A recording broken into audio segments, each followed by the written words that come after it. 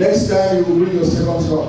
De volgende keer zal u het tweede lied But because brengen. of time, we have to make some progress. Maar vanwege de tijd bedoel, als ik As the children move, I would like you please to get yourself ready with your Bible with you.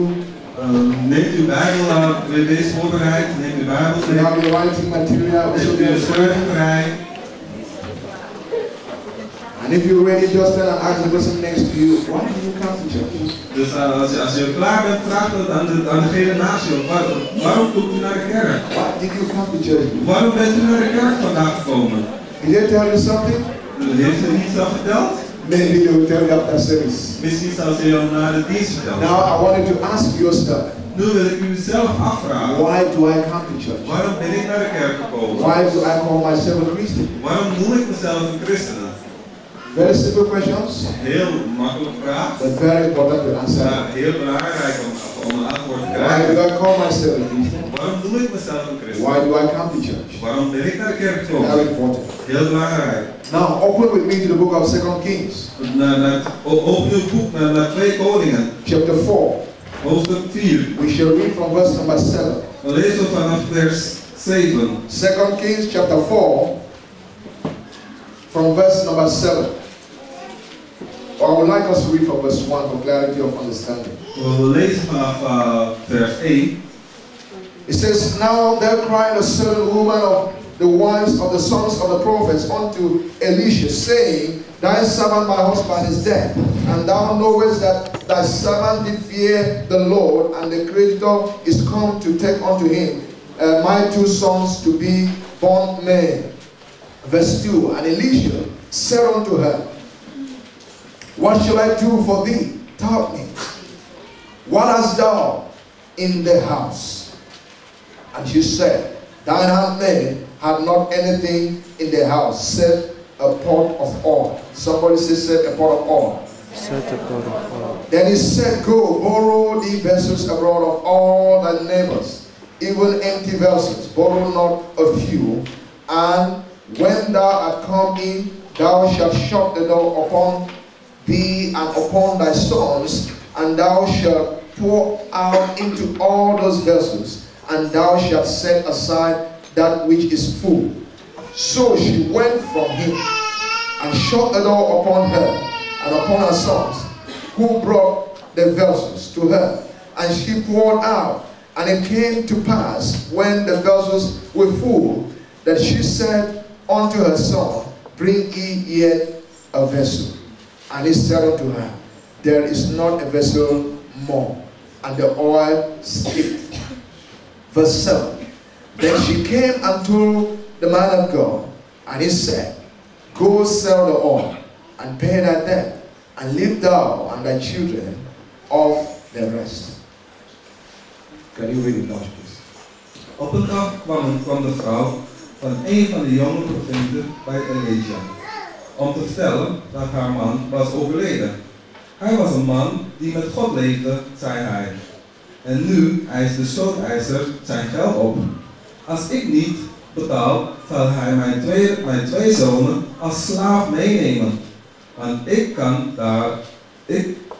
wat kan ik daaraan doen? Vroeg Elisha. Hoeveel voedsel hebt u in huis? Helemaal niets, afgezien van de kruiken olijfolie. Antwoordde zij. Leen zoveel mogelijk kruiken van uw vrienden en buren, zei hij. Ga dan met uw zonen het huis in en doe de deuren achter u dicht. Giet daarbij de olijfolie uit in het kruikje, in de andere kruikje en zet die opzij als ze vol zijn. Zij deed wat Elisha had gezegd. Haar zonen brachten haar kruiken en zij vulden de ene na het andere met olie. Al gauw zat alles tot de rand toe vol. Breng mij nog een kruik, zei zij tegen haar zonen. Maar er zijn er geen meer, zeiden de jongens. Toen hield de olie op met stromen. Vers 7. Toen zij Elisha vertelde wat er was gebeurd, zei hij tegen haar. Ga de olie nu verkopen en betaal uw schulden. Er zal dan nog genoeg overblijven om met uw zoon van te leven. Amen. Shall we pray?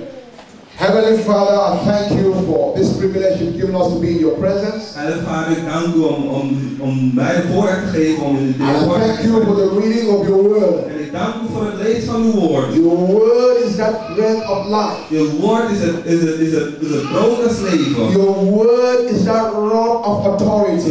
Uw woord is het rots van And autoriteit. it has been read to us. En het is uit voor ons And I gelezen. ask the Lord, you will speak to us from your word. Vraag de Heer om tot ons te spreken. Speak to me and through me to your people. Spreek het mij en door mij. Glorify yourself in this auditorium now. Geef uw naam, Heer, in deze ruimte. I arrest every contrary, every contradicting spirit En here. ik kom tegen elke tegenspoed. By the authority in the name of Jesus. Door de autoriteit in de naam van And I Jezus. trample them under my En feet. ik zet ze onder mijn voeten. And I ask that Jesus be the king that you are in your church. Jezus, wees de koning die u moet zijn. Be the papa that you are in your Wees de church. vader in uw kerk. And speak to us. En spreek het ons. And let your word make meaning in our En lives. laat uw woord betekenen. Let your word bring transformation in our Laat lives. uw woord Let your word of God bring a change in our Laat lives. uw woord verandering in ons leven brengen. In Jesus' name I pray. In Jezus' naam. And can I hear louder? Amen. Laat uw woorden. It's still low. Can I hear it louder? Someone say, Hallelujah. Halleluja. Maybe I will join too much. Let me have the other one. Praise God. Are you hearing me good? You hear me good? Okay. But I feel like I'm straining my voice. Praise the Lord. This is better. Hallelujah. You may just hang there. Hallelujah. The scripture from where we have read Het versgedeelte van waar we hebben gelezen, is talking about a woman. het spreekt over een mevrouw. And the topic of this message today, or the theme, En het onderwerp van vandaag is the faith het geloof that produces dat produceert prosperity. voorspoedigheid. Did you hear that? Het woord. And what did you say? En wat zegt u? Still, what did you say? Don't be cool on me. Amen. Amen. The faith that produces prosperity. Het geloof dat voorspoedigheid produceert. I've been talking on this theme of faith for a couple of weeks ago. Ik heb over geloof gesproken al een aantal weken geleden. And today again the Lord has laid on my heart to speak on it again. En vandaag is de Heer op mijn hart gerust om het te weer op. We've been laying a foundation. We hebben een fundament gelegd. Somehow more of a theoretical foundation. Misschien een theoretische fundament. But today God wants to show us how practically Maar vandaag faith can produce prosperity. Maar vandaag wil God ons praktische wijze laten zien. By the way, how many of you here need prosperity in your life? Wie heeft voorspoed in zijn leven nodig? Maybe you don't know what prosperity is. I said, how many of you need to prosper here? Hoeveel moet u Let me voorspoed tell hebben? you, my hand is the number one hand up. Mijn hand is nummer 1. I'm tired of being poor. Ik ben moe van al arm te zijn. I'm tired of lacking money and lacking this and lacking Ik that. ben moe om te veel I want to prosper. Ik wil voorspoedig zijn. Hallelujah. Halleluja. Church, if you're not ready, Pastor Simon is ready on the highway unto prosperity. Ik ben klaar ervoor. But you better be ready. Maar u moet ook klaar zijn. Hallelujah. Halleluja.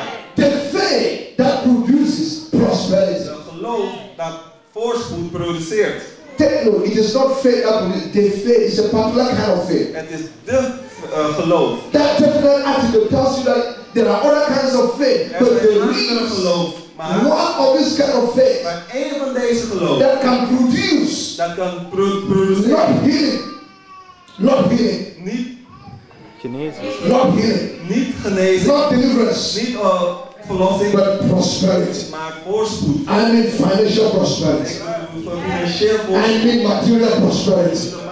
Materiële voorspoed. Hallelujah. Halleluja. That is the kind of faith En dat is het geloof. that by the grace of God I'm going to talk about today. Wat we spreken vandaag over. The faith that can produce Het prosperity. geloof dat voorspoedigheid kan And produceren. as God laid on my heart to share this well with Als us, God op mijn hart heeft gerust. I begin to see a picture of people, church people, En En ik zie een beeld van kerkelijke mensen. That are just struggling to survive. Dat het moeilijk om